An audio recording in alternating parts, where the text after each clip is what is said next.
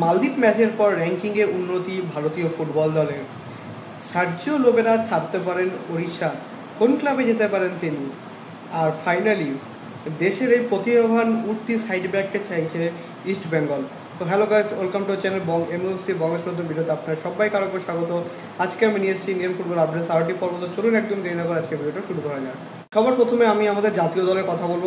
আগের যে ম্যাচটা ছিল 19 তারিখে, সেই ম্যাচটা কিন্তু ছিল মালদ্বীপের বিপক্ষে, এবং মালদ্বীপ যথেষ্ট লো র্যাঙ্ক একটা টিম, 162 মতো তাদের র্যাঙ্কিং হবে। হয়তো গতকালের হারের পর হয়তো আরও পিছনের দিকে তারা র্যাঙ্কিং তলিয়েছে। তো সুতরাং তাদের হারিয়ে খুব বেশি আস্ফালন করার কথা নয় আমাদের। তবুও বহুদিন পর, প্রায় 5-6 দিন পর কিন্তু আমরা জয়ের মুখ দেখলাম, এবং খুব কনভিনসিংলি একটা উইন দেখলাম আমাদের ন্যাশনাল ফুটবল টিমের। এবং এটার ফলে কিন্তু এক ধাপ কিন্তু তারা র্যাঙ্কিংয়ে এগোলো, এক ধাপ না, মাফ করবেন, 2 ধাপ এগোলো। 126 থেকে কিন্তু 124 র্যাঙ্কিংয়ে এলো। তবে আমাদের এতে কিন্তু খুশি হওয়া উচিতই না। নেক্সট আমাদের যে ম্যাচ, সেটা বাংলাদেশের বিপক্ষে, সেটা কিন্তু যথেষ্ট কঠিন ম্যাচ।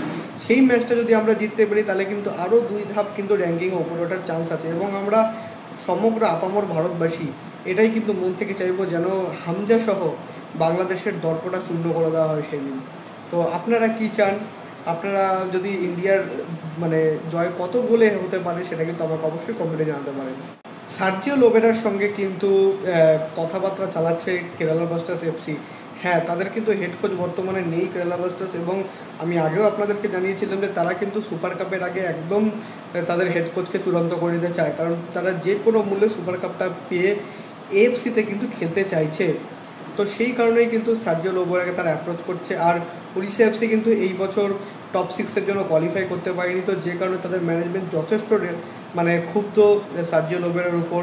সেই কারণে উড়িষ্যা ম্যানেজমেন্ট কিন্তু এইটা শোনা যাচ্ছে যে ছেড়ে দিতে পারে লোবেরাকে। তবে হ্যাঁ, এখনও কিন্তু কোনো রকম চূড়ান্ত হয়নি। শুধু দুই পক্ষের মধ্যে কিন্তু সম্পর্কের কি বলবো, টানাপোড়েন আমরা দেখতে পাচ্ছি। বাট যদি দুই পক্ষ যদি নিজেদের মধ্যে যদি মন কষাকষিটা ঠিক করে নেন, তাহলে সেক্ষেত্রে কিন্তু সার্জিও লোবেরা হয়তো আরও 1-2 দিনের জন্য ওড়িশাতে থেকে যেতে পারেন। বাট কেরালা ব্লাস্টার্স কিন্তু ভীষণভাবে ডেসপারেট, আমরা যা দেখতে পাচ্ছি, সার্জিও লোবেরাকে পাওয়ার জন্য। ইস্ট বেঙ্গলে কিন্তু অন্যতম একটা মাথা ব্যথার জায়গা হলো ডিফেন্স, এবং সেই ডিফেন্সে কিন্তু সাইড ব্যাকদের ভূমিকা অনস্বীকার্য থাকে। সেখানেই কিন্তু গোড়ায় গলদ ছিল ইস্ট বেঙ্গলের। তাদের কিন্তু ইনজুরির কারণে মোহাম্মদ রাকিব কিন্তু প্রচুর ম্যাচ মিস করেছিলেন। তো সেই জায়গাতেই রাইট ব্যাক পজিশনে খেলার জন্য একজন খেলোয়াড়কে নিতে চাইছে ইস্ট বেঙ্গল। তিনি পাঞ্জাব এফসির খেলোয়াড় অভিষেক সিং টেকচাম। তো সেই অভিষেক সিংকে লাস্ট ম্যাচে কিন্তু ডেবিউ দিয়েছিলেন ম্যানুয়েল মার্কোয়েজ রোকা। তো তিনি কিন্তু রাইট ব্যাক ছাড়াও কিন্তু লেফট ব্যাক পজিশনে খেলতে পারেন, এবং পাঞ্জাবের হয়ে বেশ কিছু ম্যাচে তিনি লেফট ব্যাকে খেলেছেন, এবং ইন্ডিয়ার হয়ে যে তাদের ডেবিউ হয়েছিল, সেখানে তিনি কিন্তু অ্যাজ এ লেফট ব্যাকে স্টার্ট করেছিলেন।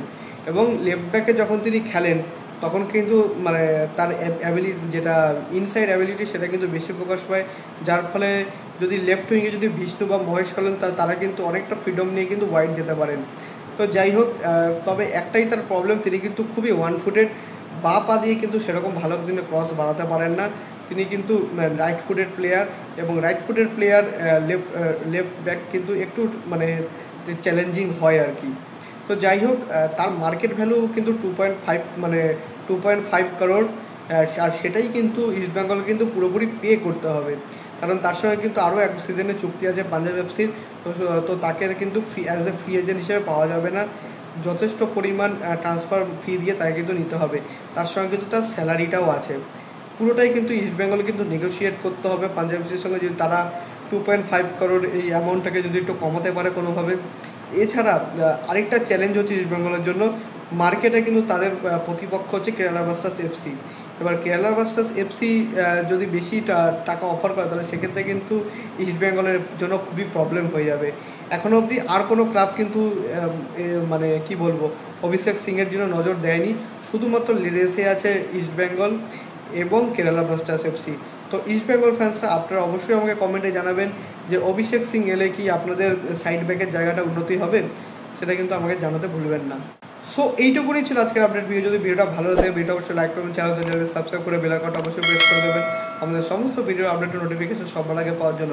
এছাড়া আপনারা আমাদের সোশ্যাল মিডিয়া হ্যান্ডেল ফলো করতে পারেন, লিঙ্ক আমি ডিসক্রিপশনে ফার্স্ট কমেন্টে দিয়ে রাখবো। সব মিক্স ফলো দেবেন, ছোটোখাটো কিছু আপডেট আমি সেখানে দেওয়ার চেষ্টা করি। আর দেখা হচ্ছে পরে ভিডিও। তারপর bye bye, glory glory man United.